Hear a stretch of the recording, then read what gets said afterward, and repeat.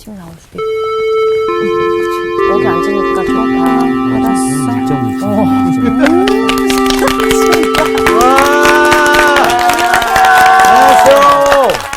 알았어. 안녕하세요. 잘 지냈어요? 네. 반갑습니다. 네. 우리가 지금 스가랴서를 공부하고 있는데, 사실은 스가랴서가 그렇게 쉬운 책은 아니었는데, 그래도 우리가 꾸준히 읽어와가지고 어지간히 이제 이해를 할 수 있게 됐죠. 신영복 선생님이 쓰셨던 감옥으로부터의 사색이라는 책을 보면, 보통 우리가 그 집 그림을 그리면 어떻게 그리냐면, 이렇게 이제 그리고 이렇게 아주 흔하죠. 창문하고 이렇게 그리잖아요. 네. 근데 이제 이 그 감옥에서 만났던 김목수라고 하는 분이 있는데 그분이 집을 짓던 사람이에요. 근데 그분은 교도소 마당에서 얘기를 나눌 때 집 짓는 얘기를 하면 늘 집 짓는 순서로 그린대. 바닥부터 하고 그러네. 벽체를 세우고 네. 그리고 창틀을 만들어서 출입문을 만들고 맨 나중에 지붕을 만들고 그렇죠. 아무래도. 그러면서 이제 재미나는 게 머리로만 사는 사람들은 언제나 여기부터 그려. 맞아요. 몰라요. 노동하는 과정을 잘 모르기 때문에 그런 거죠. 근데 정말 몸으로 일하고 있는 사람들은 일하는 순서 그대로 한다는 거죠. 그렇죠. 근데 사실 이제 어떤 그 집을 짓기 위해서는 기존의 것들이 있으면은 허물어야 하고, 그렇죠? 그리고 정지 작업을 하죠. 마태복음 7장에 보면은 산상수훈을 마무리하는 말씀이 등장하죠. 거기에서 어떤 얘기를 합니까? 두 종류의 집 짓는 사람들이 등장합니다. 하나는 어리석은 사람들, 하나는 지혜로운 사람인데 어리석은 사람은 어떻게 집을 지어요? 모래 위에다 집을 짓죠. 지혜로운 사람은 반석 위에다 집을 짓습니다. 자, 평시에는 똑같아요. 차이가 없어 보여요. 그러나 큰 바람이 불고 또 큰 물이 닥쳐왔을 때는 차이가 나죠. 모래 위에 세운 집은 무너질 수밖에 없고 반석 위에 세운 집은 서 있는 거죠. 그것처럼 똑같이 이 기초를 튼튼히 해야 하는데 이 기초 가운데는 어떤 것들이 있냐면 버려야 할 것 버리는 거. 버려야 할 것 버리는 게 이제 기초일 거예요. 오늘 우리가 공부하려고 하는 7장은 정말 버려야 할 것들이 무엇인지에 대한 암시를 주고 있습니다. 오늘 수업 스가랴 9강 참된 금식. 자, 우리 7장 한번 읽고 시작하겠습니다. 상우 씨부터 좀 읽어주세요. 다리오 왕 제4년 9째 달 곧 기슬레월 4일에 여호와의 말씀이 스가랴에게 임하니라. 그때 베델 사람이 사레셀과 레겜 멜렉과 그의 부하들을 보내어 여호와께 은혜를 구하고 만군의 여호와의 전에 있는 제사장들과 선지자들에게 물어 이르되 내가 여러 해 동안 행한 대로 5월 중에 울며 근신하리이까 하매 만군의 여호와의 말씀이 내게 임하여 이르시되 온 땅의 백성과 제사장들에게 이르라. 너희가 70년 동안 5째 달과 7째 달에 금식하고 애통하였거니와 그 금식이 나를 위하여 한 것이냐. 너희가 먹고 마실 때 그것은 너희를 위하여 먹고 너희를 위하여 마시는 것이 아니냐. 예루살렘과 사면 성읍에 백성이 평온히 거주하며 남방과 평원에 사람이 거주할 때에 여호와가 옛 선지자를 통하여 외친 말씀이 있지 아니하냐 하시니라. 여호와의 말씀이 스가랴에게 임하여 이르시되 만군의 여호와가 이같이 말하여 이르시기를 너희는 진실한 재판을 행하며 서로 인애와 긍휼을 베풀며 과부와 고아와 나그네와 궁핍한 자를 압제하지 말며 서로 해하려고 마음에 도모하지 말라 하였으나 그들이 듣기를 싫어하여 등을 돌리며 듣지 아니하려고 귀를 막으며 그 마음을 금강석 같게 하여 율법과 만군의 여호와가 그의 영으로 옛 선지자들을 통하여 전한 말을 듣지 아니하므로 큰 진노가 만군의 여호와께로부터 나왔도다. 내가 불러도 그들이 듣지 아니하는 것처럼 그들이 불러도 내가 듣지 아니하리라. 만군의 여호와가 말하였느니라. 내가 그들을 바람으로 불어 알지 못하던 여러 나라에 흩었느니라. 그 후에 이 땅이 황폐하여 오고 가는 사람이 없었나니 이는 그들이 아름다운 땅을 황폐하게 하였음이니라 하시니라. 네. 자, 7장 1절을 보면은 이 스가랴에게 하나님의 메시지가 임한 때가 특정되고 있어요. 네. 뭐라고 하냐면 다리오 왕 제4년 아홉째 달 그렇게 말합니다. 연도 구별을 좀 할 수 있겠어요? 조금 어렵죠. 네. 이게 다리오가 학계 증언에 의하면 다리오 왕 2년 6째 달 24일에 성전 공사가 시작됐다고 얘기를 하고 있습니다. 우리가 학계 공부를 지금 해왔는데요. 네. 그러니까 다리오 왕 2년에 시작이 된 거예요. 네. 그리고 9째 달 24일에 성전에 기초가 놓여 있다고 그렇게 말하고 있습니다. 같은 해 11째 달에 24일에 스가랴가 8개 환상을 봤어요. 그리고 시간이 좀 지나간 거예요. 2년. 그렇죠. 네. 그때로부터 2년쯤 지난 거예요. 네. 다리오 왕 지금 4년 9째 달 그러죠? 네. 2년쯤이 지난 때 이제 그 하나님의 말씀이 스가랴에게 임합니다. 그러니까 환상 이후에 2년의 시간이 흘러갔습니다. 2절에 보니까 그때 베델 사람이 사레셀과 레겜멜렉과 그의 부하들을 보내었습니다. 그래서 여호와께 은혜를 구했다 하고 말해요. 여기서 여호와께 은혜를 구했다고 하는 말은 여호와 앞에 제사를 바쳤다는 말일 거예요. 네. 그러니까 죄를 용서해 주세요 하고 그리고 하나님의 따뜻한 사랑을 구했다고 얘기할 수 있겠죠. 네. 그런데 은혜를 구했다고 하는 그 말 속에 담겨 있는 의미는 은혜를 구하다.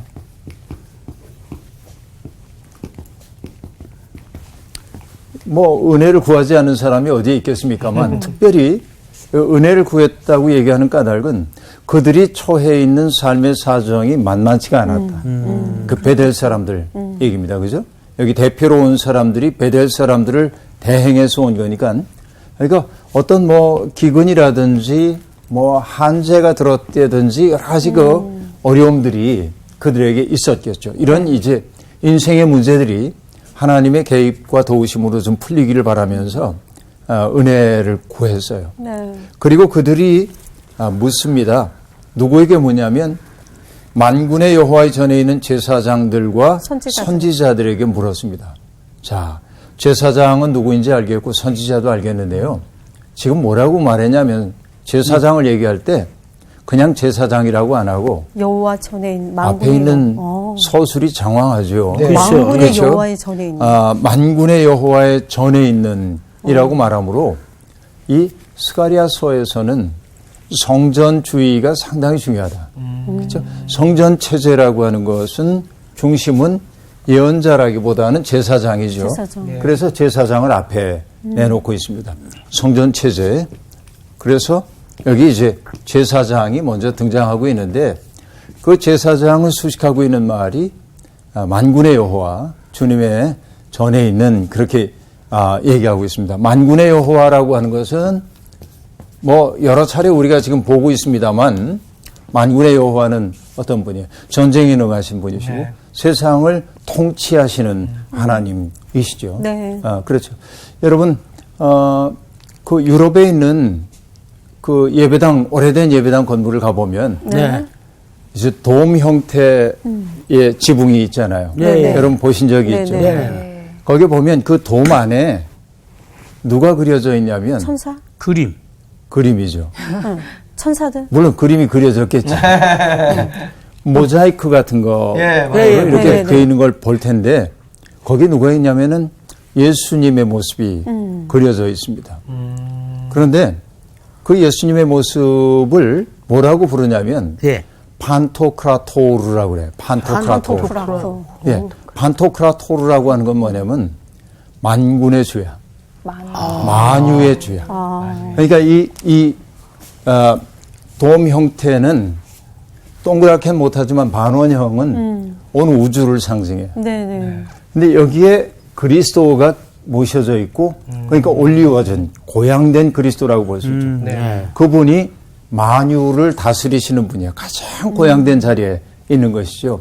그러니까 온 우주가 그분의 사랑과 섭리 가운데 있다는 것을 나타내는 것이 판토크라토르인데 여기에 만군의 여호와라고 하는 것도 하나님의 세상 지배를 나타내고 있는데 바로 그런 하나님을 모시고 있는 제사장 그리고 선지자들 그렇죠. 예언자라고도 얘기할 수 있겠죠. 그들에게 질문을 제기했습니다. 네. 내가 여러 해 동안 행한 대로 5월 중에 울며 근신하리이까? 자, 우리가 알 수 있는 정보는 뭐예요? 베델 사람들이 5월 달이 되면 울면서 금식했구나 하는 거 알 수 있죠. 아픈 기억이 있나 봐요. 아픈 기억이 있죠. 5월에 어떤 기억이 있었길래 그럴까요?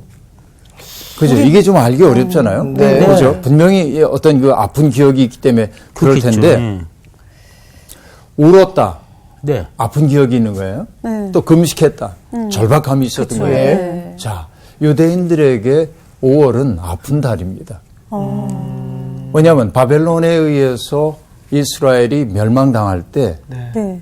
시드기야 왕 제11년 5월 달에 아하. 바벨론 왕의 근위 대장인 느부사라단이 예루살렘에 와서 예루살렘을 치고 예루살렘 성벽을 헐고 집들을 불태우고 성전에 있었던 기물들을 다 약탈하고 성전도 무너뜨리고 네. 수많은 사람들을 굴비두름 역듯해서 바벨론으로 끌고 간 때가 5월이에요. 그렇구나. 그러니까 여기 이제 5월 금식이라고 하는 것은 바로 그런 상황과 맞물려 있음을 우리들이 알 수 있겠는데요.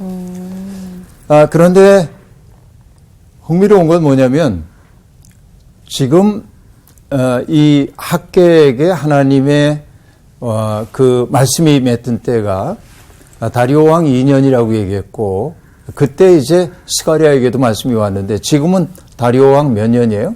4년. 4년이잖아요. 네. 네. 다리오 왕 2년이 주전 520년입니다. 그런데 주전 520년인데 다리오 왕 4년이면 몇 년이 돼? 주전 518년이겠죠. 네. 518년이겠죠. 네. 네. 그렇죠? 그러니까 예루살렘이 멸망한 것이 주전 586년, 586 그렇게 돼요. 그러니까 지금 근 몇 년이 흘러간 거냐면 586 내지 8 그러면은 70년 가까운 세월이 네. 지금 흘러간 거예요. 와. 그러니까 여러분 그 하나님이 개입하심으로 이 일이 해결되기 전까지 네. 유다인들은 그 5월의 참극을 기억하면서 5월이 되면 울며 금식을 해왔던 거죠. 남아있는 사람들이 특별히 그렇게 했던 것으로 보입니다. 그러니까 이 금식을 우리가 여전히 지속을 해야 될까요? 이렇게 이제 묻고 있습니다. 왜냐하면은 파괴됐던 성전이 지금 회복되고 있는 과정 중에 있기 때문에 묻는 거예요. 그러자 여호와의 말씀이 스가랴에게 임합니다. 온 땅의 백성과 제사장들에게 이르라. 너희가 70년 동안 5째 달과 7째 달에 금식하고 애통하였거니와 그 금식이 나를 위하여 한 것이냐? 이렇게 묻고 있습니다. 완전히 쿡 찌르시는데요. 쭉 들어오는 거지. 그동안 70년 동안 너희들이 금식을 해왔다고 했는데 그것이 과연 하나님의 영광이 무너진 것에 대한 안타까움 때문에 한 거냐? 아니면은 너희 좋자고 한 거냐? 이제 이렇게 지금 묻고 있습니다. 근데 수수께끼가 또 나왔어요. 7째 달에도 나와요. 7째 달에 또 금식을 했다고 얘기를 해요. 이 7월 달은 뭐예요? 7째 달은 중요한 달인데. 네. 중요한 달이에요. 네. 7이니까 중요한 달이죠. 그래요? 그냥 그거 그건가? 잘 모르겠는데요. 네. 그냥 아래 남유다가 멸망하고 저기 바벨론에 멸망당하고 그다음에 북이스라엘이 저기 아수르에게 멸망당해서 그때인가? 자, 그때 여러 가지 아닌가요? 짐작을 하지만 여러분 이 대답하기가 어려운 문제라고 볼 수 있어요. 자, 이 7째 달은 뭐냐면 이스라엘 사람들이 포로로 잡혀가고 네. 그 땅에 남아 있었던 사람들이 있었죠. 네. 이 남아있던 사람들을 네. 잘 안돈해가지고 정착을 잘 할 수 있도록 했던 책임을 지고 있던 사람이 있어요. 그달리아라고 하는 사람입니다. 근데 이 그달리아가 정말 아픔을 당한 그 백성들을 잘 돌보기 위해서 네. 애를 썼던 거예요. 그런데 그달리아가 암살당함으로 그 평화의 시기가 무너집니다. 7월 달에. 그때가 7월이에요. 7월이에요. 아이고. 네. 아주 겹친 데 겹쳤네. 그런 거죠. 그러니까 5월 달 알겠죠? 네. 7월 달이 뭔지도 이제 알겠죠? 네. 그러니까 유다인들은 특별히 그 땅에 남아 있었던 사람들은 7월 달에 우리를 인도하기 위해 애를 썼던 그달리아가 암살당한 것을 기억하면서 그때도 금식을 했던 전통이 있었던 것이죠. 그러나 어쨌든 그 금식이 하나님 보시기에는 하나님의 영광을 가리웠던 자기들의 삶에 대한 참회에 근거한 것이 아니라 자기들의 안위를 위한 것으로 보였다. 그런 얘기이죠. 그래서 여러분 이사야서를 우리가 잘 알고 있습니다만 이사야서는 참된 금식이 뭔지를 우리에게 일깨워 줍니다. 혹시 기억나는 분 있는지 모르겠는데요. 이사야 58장에 보면 이런 말이 등장합니다. 하나님이 기뻐하시는 금식, 밥을 굶는 게 금식이 아니야. 여러분 금식하면서 위선적이고 교만한 사람도 있습니다. 맞아요. 그죠? 예. 여러분 예수님이 유다인의 경건을 얘기할 때 기도하는 거, 금식하는 거, 또 구제하는 거, 이 셋을 얘기하면서 하신 말씀이 있어요. 친하지 말라. 사람에게 보이려고 하는 행동, 그건 너희의 보상을 이미 다 받았어. 그렇죠? 기도도 그렇고, 네. 금식도 그렇고, 구제도 그렇고. 그러니까 사람 앞에서 행동하는 걸 뭐라고 하냐면 위선, 그렇게 말하는데 위자를 보면 여러분 이렇게 쓰거든요. 사람에게 보이는 거. 이게 위선이에요. 이건 할 위자인데 뭘 하다. 앞에 뭐가 있냐면 사람 앞에. 인변이 있어. 사람 앞에서 하는 게 위선이야. 사람들에게 보이려고 하는 거야. 보이려고 하는 뭔가를. 게. 이게 이제 위선적인 행위라고 볼 수가 있는 거죠. 그러니까 하나님이 기뻐하시는 금식이라고 하는 것은 단순하게 밥을 끊는 게 아니라 이사야가 얘기합니다. 흉하게 결박을 풀어주며 억울하게 결박당하고 억울하게 자유를 제한당하는 사람들을 도와주는 거죠. 멍에의 줄을 끌어주며 압제당한 자를 자유하게 하는 게 아니야. 그게 진짜 금식이다. 응? 그리고 모든 멍에를 꺾는 것, 이게 금식이야. 배가 고픈 사람이 있으면 먹을 것 주는 게 금식이래. 놀라운 이야기이죠. 그리고 가난한 빈민을 자기의 집을 열어 맞아들이고 압제당하는 사람들을 자유롭게 하는 거, 이게 진짜 금식이래요. 그러니까 하나님이 지금 스가랴를 통해서 너희가 5월과 7월에 했던 그 금식이 나를 위한 거냐 너를 위한 거냐 하고 얘기할 때 그 얘기는 진짜 금식이라고 얘기할 수가 없어요. 정말 진짜 금식이라고 하는 것은 뭐냐면 세상에 고통당하는 사람들을 돌봐주고 그들을 자유롭게 하는 것인데 그런 것입니다. 그리고 얘기합니다. 6절에 너희가 먹고 마실 때 그것은 너희를 위하여 먹고 너희를 위하여 마시는 것이 아니냐.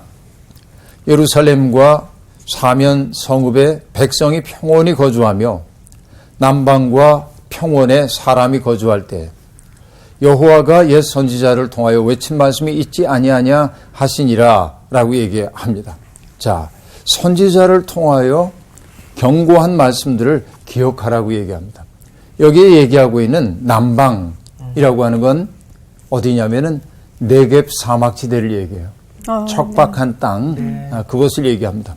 또 여기 평원을 얘기하고 있는데 이 평원을 뭐라고 하냐면 쉐펠라라고 얘기하는데 쉐펠라 들어봤나요? 구릉지대를 얘기하는데 특별히 어떤 것이냐면 유대 산지보다는 좀 낮고 예루살렘이나 베들레헴 같은 데는 산지 위에 있거든요. 네. 여기보다는 좀 낮고 또 해안지대보다는 약간 높은 지역. 거기를 지금 그렇게 얘기하고 있는 거예요. 평원이라고 얘기하고 있어요. 그러니까 너희들이 거기에 사람들이 거주할 때 제주도로 얘기하면은 평원은 종산간지대. 그렇죠. 중산간지대라고 얘기할 수 있겠네. 거기에 사람이 거주할 때 여호와께서 끊임없이 외친 말씀이 있지 않냐라고 얘기합니다. 어떤 말씀이었을까요? 8절에 보면 얘기합니다. 여호와의 말씀이 스가랴에게 임하여 이르시되 만군의 여호와가 이같이 말하여 이르시기를 너희는 진실한 재판을 행하며 서로 인애와 긍휼을 베풀며 과부와 고아와 나그네와 궁핍한 자를 압제하지 말며 서로 해하려고 마음에 도모하지 말라 하였으나 라고 말합니다. 자, 여기 얘기하고 있는 이 내용이 금식이네. 이사야서가 얘기하고 있는 금식과 통하고 있음을 알 수 있겠죠. 네. 진실한 재판. 이것은요, 진실한 재판은 항상 필요하지만, 그래서 여러분, 서양의 전통이긴 합니다만은 그 정의의 여신, 법원 앞에 있는 정의의 여신, 그렇죠? 디케라고 하는 정의의 여신을 보면은 한쪽 눈은 가리고, 눈은 가리고, 한쪽에는 칼을 들고, 한쪽에는 저울을 들고 있어요. 눈을 가린 까닭이 뭘까요? 편견을 갖지 않으려. 편견 갖지 말라고 얘기해요. 선입견. 네. 저 대학 다닐 때 그 교수님 한 분이 그 외국인이었는데 그 교수님이 저를 많이 사랑해 주셨습니다. 제가 그 은공을 잊을 수가 없는데 그 당시에 방황하고 있는 저를 위해서 외국 잡지, 제가 꼭 읽었으면 하는 잡지를 몇 년 동안 구독을 해 주셨어요. 그 멋있다. 잡지에는 지금도 제 사고를 형성하는 데 큰 도움이 됐던 분인데, 근데 그 선생님은 채점을 할 때면은 어떻게 하냐면은 우리 이름하고 학번 쓰는 난이 있잖아요. 네. 가려. 그 부분을 딱 묶어. 그래서 안 봐, 전혀. 일부러요. 네, 일부러. 그렇지. 편견을 갖지 않으려. 왜냐면 여기 김기석이네. 이렇게 점수 잘 줄 수 있거든. 그렇지. 사람은 그렇잖아요. 사람은 맞아요. 그래요. 맞아요. 사람은 그럴 수밖에 없어요. 그러니까 아예 그걸 끊어내고 그렇게 이제 했던 걸 볼 수 있는데, 재판을 공정하게 해야 하는 이유 가운데 하나는 뭐냐면, 재판관들이 이익에 마음이 팔리면 공정한 재판. 뇌물에 중독되기 시작하면 정의를 세울 수가 없죠. 그렇죠. 하나님의 묘슈팟. 네. 그렇죠? 이게 세워지질 않아요. 그렇죠. 근데 대개 재판에서 정의가 무너질 때는 여기에 재판관들이 흔들릴 때라고 얘기했는데, 우리도 지금 뭐 사법 문제 맞아요. 심각한 부분이 많이 네. 있습니다만은, 결국 이 일을 통해서 이런 재판이 항상 누구를 억울하게 만들어요. 약자예요. 사회적 약자들을 억울하게 만들어요. 그렇죠. 예. 그러니까 정말로 경건한 생활이라고 하는 건 뭐냐면, 기도하고 찬양하고 이것만이 아니라 무너져가는 정의를 바로 세우기 위해서 하나님의 법을 따르는 게 진정한 경건 행위예요. 그러니까 예배당에서 우리가 하는 모든 행동이 경건한 행동이 아니라 우리의 일상적인 삶 속에서 대면하고 살고 있는 사람들을 억울하게 하지 않고, 또 그 사람들, 여기에 이제 하는 얘기가 뭐냐면은 서로 인애와 긍휼을 베풀며 하고 말합니다. 인애라는 게 헤세드인데요.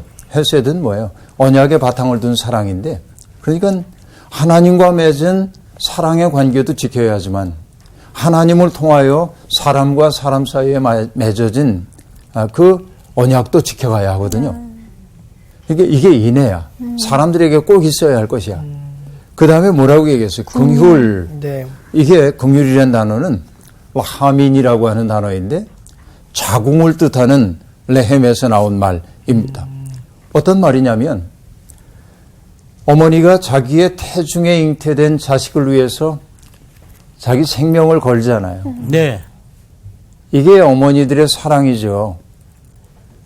그것 때문일 거예요. 대만 출신의 신학자인 C.S. 송이라고 하는 분은 어머니를 뭐라고 했냐면 co-creator of God, 그렇게 말한 적이 있어요. 코는 함께라고 한 뜻인데 함께. creator 창조. of God, 없가. co-creator, 하나님의 공동 창조자라는 뜻이에요. 그러니까 어머니는 그런 존재래요. 그러니까 어머니들이 자기 태중에 잉태됐던 아이를 위해서 온갖 일들을 다 하고 태어난 그 자식들을 위해서 어머니들이 사랑의 수고를 다하는데 그러니까 아이가 아프면 어머니가 그렇게 얘기했죠. 아기야 차라리 내가 아프면 좋았을 거야. 그렇죠. 바로 이것이 하나님의 사랑을 나타내는 그렇죠? 가장 적합한 예야. 이게 이제 긍휼인데 하나님이 인간에게 지금 바라시고 있는 사랑은 뭐냐면 고통을 겪고 있는 사람들을 보면 마치 어머니가 그 자식을 사랑하는 것처럼 하나님이 고통받는 사람을 바라보면서 애태우는 것처럼 그런 마음으로 살라고 했다는 겁니다. 이게 하나님이 우리에게 요구하고 있는 바라는 거죠. 그리고 또 얘기합니다. 과부와 고아와 나그네와 궁핍한 자를 압제하지 말며 하고 말합니다. 사회적 약자라고 해서 보살펴줄 사람이 없다고 해가지고 그들을 함부로 대하면 안 된다. 그렇게 말했어요. 그리고 서로 해하려고 마음에 도모하지 말라 하고 말했어요. 그러나 여러분 그들이 어떻게 살았습니까? 듣기를 싫어요. 듣기를 싫어하며 왜 듣기를 싫어하죠? 이기적이니까. 에? 이기적이어서. 이기적이어서 네. 듣기를 싫어하며 나 좋을 대로 그냥 하는 거죠. 나 좋을 대로. 듣기 싫어. 듣기 싫어. 아 듣기 싫어. 듣기 싫어. 또 등을 돌렸대. 등을 돌림. 등을 돌려. 보고 싶지 않는 거지. 보고 싶지 않아. 대면하고 싶지 않아. 외면하고 싶어. 귀를 막았어. 심지어는. 귀 막아. 상종을 안 하는 거네. 이거 뭐냐면 회피하는. 이웃들의 신음소리가 들려올 수도 있고 네. 또 그들을 바라보면서 하나님이 안타까워하고 있는데 나는 들을 생각도 없고 등을 돌렸고 귀를 막았다는 거예요. 그러니까 여러분 인간이 자기 욕심에 가득 차 있을 때 하나님의 세미한 음성도 들을 수 없고 이웃들의 신음소리도 듣지 못하는 거예요. 그런 상황을 뭐라고 얘기를 하냐면 그 마음을 금강석 같게 하여 금강석 같게 하여 얼마나 단단해요. 완악해진 거예요. 그렇게 해서 율법과 만군의 여호와가 그의 영으로 옛 선지자들을 통하여 전한 말을 듣지 아니하므로 큰 진노가 만군의 여호와께로부터 나왔다라고 얘기를 하고 있습니다. 여러분 귀 기울여 듣는다는 거.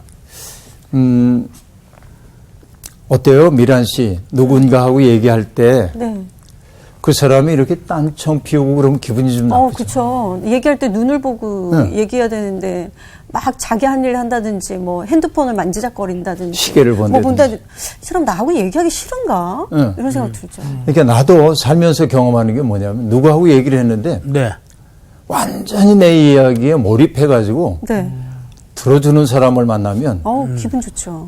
대접받은 것 같아요. 그렇죠. 그런 맞아요. 느낌이 네. 있죠. 네. 근데 여러분 어때요? 그렇게 잘 경청해요? 잘 얘기하는 편입니다. 잘 얘기를 그렇죠. 해요. 맞아요. 듣지는 듣는 않고 것보다 얘기를 얘기를 많이 하는 게 하고. 더 많다. 이야기하는 게 더 많죠. 맞아요. 여러분 박목월 선생님의 윤사월이라는 시를 혹시 기억하세요? 제목은 윤사월. 기억이 납니다. 여러분 공부할 때는 교과서에 안 나왔구나. 이렇게 되어 있습니다. 송화가루 날리는 외딴 봉우리. 송화가 뭔지 알죠? 소나무에서 소나무 예. 그 이제 그 송화가루 그 가루가 이제 날리는 외딴 봉우리. 윤사월 해길다 꾀꼬리 울면 자 머릿속에 이제 풍경이 그려져요. 송화가루 날리는 외딴 봉우리야. 윤사월이 됐어.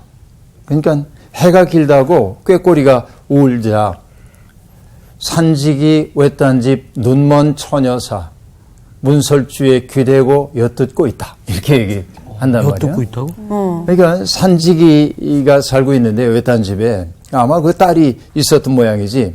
근데 그 눈먼 처녀가 문설주에 귀를 대고 엿듣고 있어. 뭐냐면 뻐꾸기 소리 들려오잖아. 꾀꼬리 소리가 들려오잖아. 그 소리를 듣고 있어.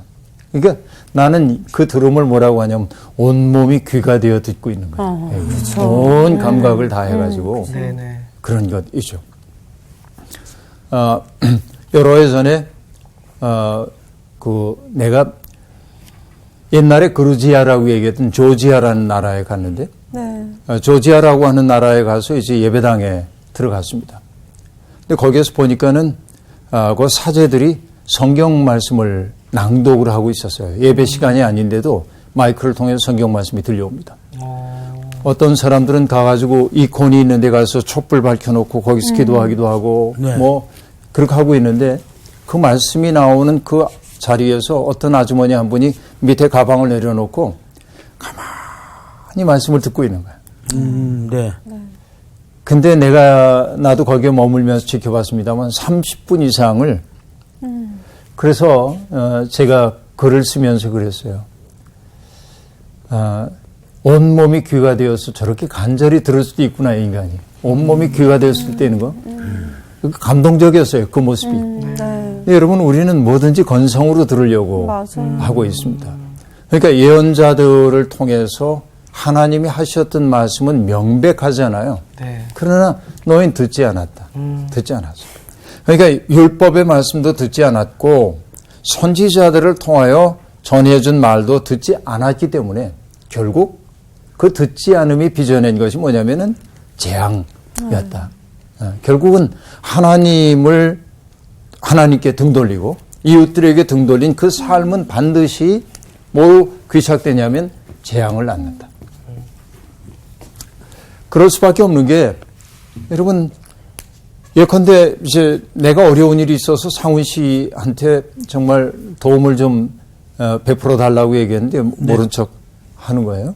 여러분 뭐 만해 한용운의 당신을 보았습니다. 이런 시를 보면은 먹을 게 없어가지고 조라도 꾸러 이웃집에 갔더니 민적이 없는 자는 인권이 없다. 인권이 없는 자를 동정하는 거 안 된다. 이러고 이제 모욕을 주는 거예요. 네. 그래서 돌아 나오는 순간 눈물이 나잖아요. 네. 그 눈물 속에서 당신을 보았습니다. 시인이 그렇게 얘기해요. 그러니까 그 눈물이 렌즈가 되어가지고 하늘을 보도록 만들었다고 얘기를 하고 있는데, 네. 그러니까 상훈 씨에게 받았던 상처가 내게 있으면은 원망이 내 속에 내재해 있을 거 아니야. 이것은 평화를 가로막는 요소가 될 수 있어요. 이건 재앙을 빚을 수밖에 없어요. 그런 일이 누적되면 그렇죠. 네. 이걸 지금 예언자가 우리에게 들려주고 있는 것입니다. 내가 불러도 그들이 듣지 아니한 것처럼 그들이 불러도 내가 듣지 아니하리라 만군의 여호와가 말하였노라 하고 말합니다. 자, 그들이 듣지 않았어요. 그런데 인간의 버릇은 어떠냐면 자기는 안 들었으면서 누군가가 내 말을 경청해 주기를 바라고 맞아요. 하나님이 내 기도에 응답해 주기를 바라죠. 네, 맞아요. 나는 듣지 않으면서. 그렇죠? 이게 사람의 버릇입니다.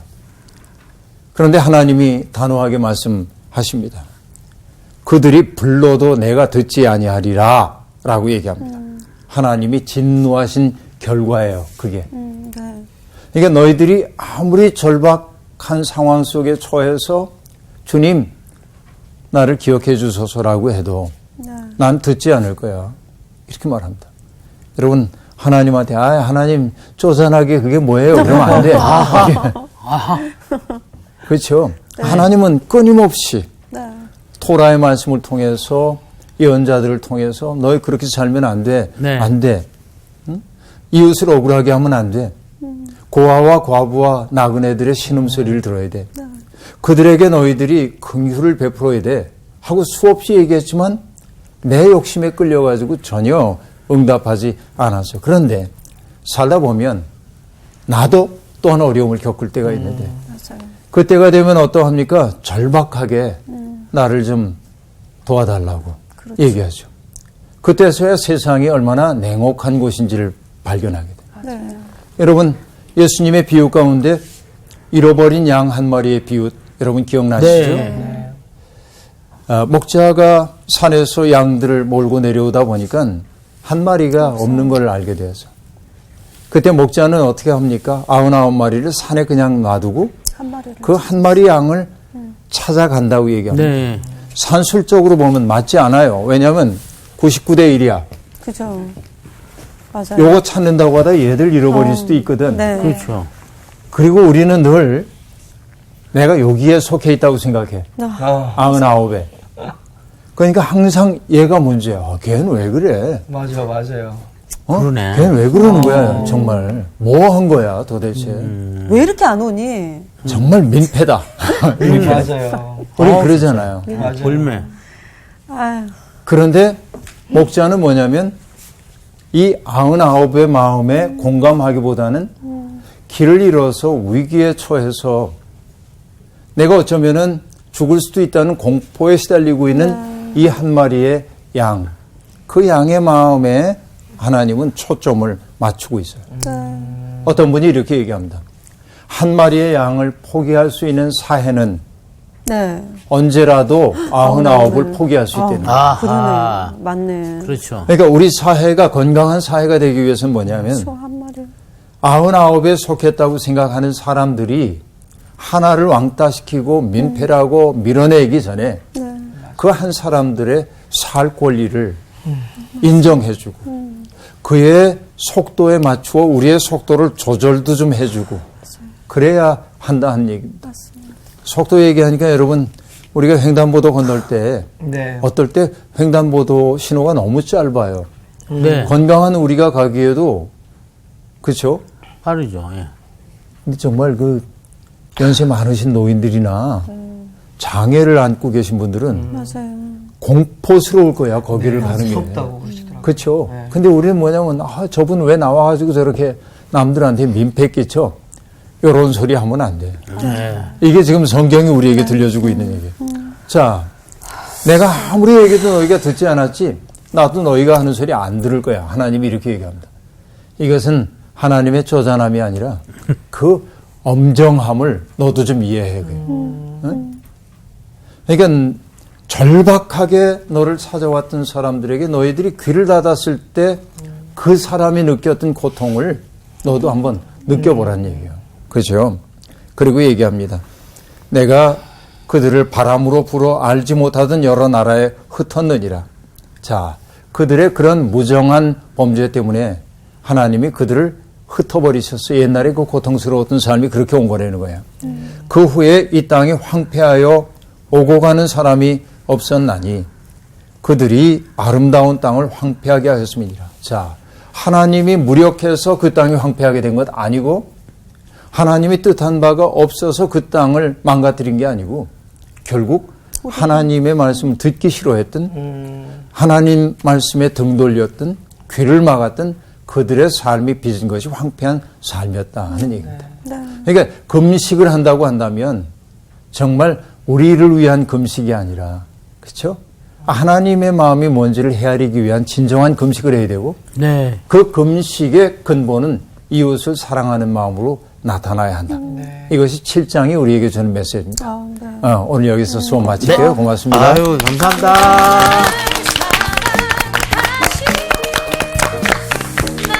나는 이 금강석이라는 말이 이게 확 와닿았어요. 진짜 우리 예전에 선생님이 말했잖아요. 순수한 아이들의 마음은 이게 만지면 말랑말랑하고 부드럽다고 그랬잖아요. 근데 점점 나이를 먹어가고 점점 가면서 제 마음도 정말 이렇게 돌덩이처럼 이렇게 딱딱해지는 건 아닌가라는 생각에 그런 마음에 어떻게 하나님의 그 인애와 긍휼의 마음을 어떻게 느낄 수 있겠어요. 내 마음이 딱딱해지지 않게끔 자꾸 점검해야 되고 딱딱해져 있다면 자꾸 말랑말랑해지도록 내가 자꾸 훈련해야지 된다는 게 답인 것 같아요. 저는 오늘 그 아홉 마리 양 무릎에 내가 있다고 생각했어요. 항상. 근데 결국은 그 한 마리가 나였다라는 거. 내가 될 수도 있다라는 거. 그렇죠. 그거가 생각이 드니까 이게 내가 여태까지 이 많은 사람들을 정죄를 많이 하고 많이 이게 사람들을 갖다 그거 했구나. 이 생각이 들면서 굉장히 그 뉘우치게 됐습니다. 예. 저는 되게 다른 사람을 위해서 조금 나 이익 말고 다른 사람을 위해서 산다고 생각을 조금 했는데 잘 생각해보니까 그 바운더리가 되게 작은 거예요. 그러니까 우리 가족, 내 애기, 내 아내 뭐 이런 걸로만 한정진 게 아닌가. 어쩌면 그건 그냥 나 같은 이기주의에 빠져있는 그런 마음이 드네요. 그래서 이 다른 사람을 위해서 산 게 아니구나 생각이 들어서 오늘 되게 많이 깨우쳤어요. 그러니까 신앙생활을 하면 할수록 저 99마리 속에 자기가 있다고 생각을 하면서 사는 것 같아요. 그래서 한 마리 위해서 살아야지 말은 이렇게 하는데 막상 그 한 마리의 민폐라든지 뭐 이런 걸 볼 때 과연 얼마나 예수님 마음, 하나님 마음처럼 그 한 사람을 생각하고 바라봤을까 그런 생각하면은 정말 얼굴이 뜨거워져요. 네. 진짜 오늘 금식이 뭔지 다시 한번 그러니까요. 말씀해 주는데 우리가 생각했던 금식이 그 금식이 아니었어. 아니야. 그렇지. 그러니까 이 한 주간 정말 금식하는 이 마음을 품으면서 한 주를 보냅시다. 진심으로 그렇습니다. 금식합시다. 그럽시다.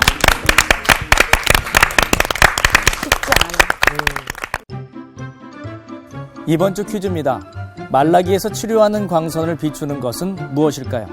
1번 해, 2번 달, 3번 별. 정답을 아시는 분은 CBS 성서학당 홈페이지에 정답을 올려주시거나 우편으로 보내주시면 됩니다. 선정되신 분들에게는 대한성서공회에서 성경 통독을 위한 최고의 자습서 성경 2.0, 크리스채너티 투데이 1년 정기 구독권, 성경을 쉽고 재미있게 가르쳐주는 성서학당 선생님의 저서 중 하나를 드립니다.